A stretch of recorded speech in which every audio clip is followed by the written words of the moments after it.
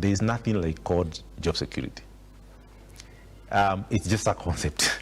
The same thing, even what you call work-life balance. It's really here, not there. Nowadays, we're no longer talking about work-life balance. We talk about work-life integration.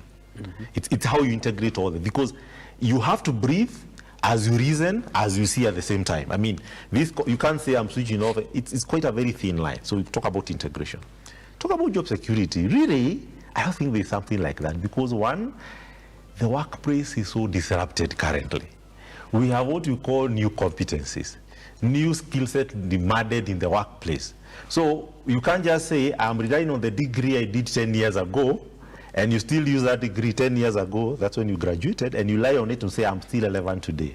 So I want to actually kind of clear out misconception. There's really nothing like job insecurity.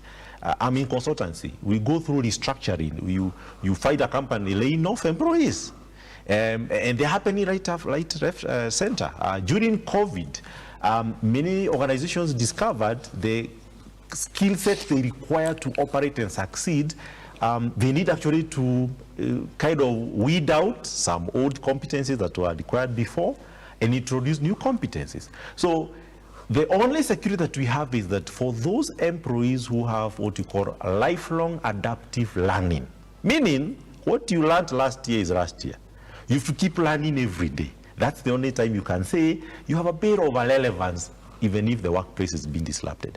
But for those who hold on to the old skill set, maybe you did a qualification there before and you still think it's irrelevant today, no. I'll give you some statistics and some trends happening currently. Initially, to work as a developer in some of these big tech companies, Google, Amazon, Microsoft, Facebook actually, you had to have a degree in computer science and software engineer. Do you know currently what they're doing? They're saying you don't need a degree. Large part of the development workforce, what you call software engineers in some of these big tech, actually have no degree. They only have a 6-month short compressed course in software development, and they get those jobs. But if you are there with a degree or even a master's and thinking that is what will give you job security, I don't think that's the right thing. So I would surely say there's no job security per se, because the workplace is kind of being disrupted.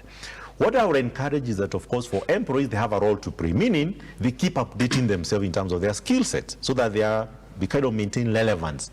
We have actually currently a pivotal shift towards from the formal 24/7, 8-to-5 job engagement to what you call the gig economy.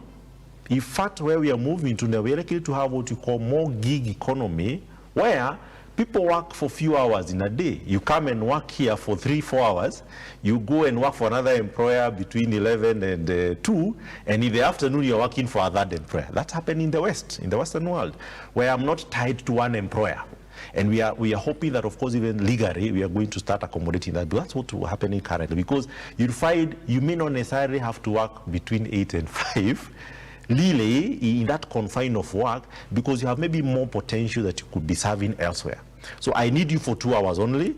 I hire for 2 hours, I pay you for 2 hours, and you move on to another employer. We're expecting that disruption to happen even locally. I know there are some companies that have already started emblazing the gig economy, where they are saying we want 40% of our workers not to be tied to a full-time job. They only come and work on demand. I know we are yet to have legal provisions to control that environment. So job security, I would say, is something that is quite a very gray area, and I don't want, unless in the government where you're employed and you have to retire up to 60 years. So as long as you're performing, then of course you may say you have a job security, but it's not something that really we advocate for currently. Now, talking about job security, you've also spoken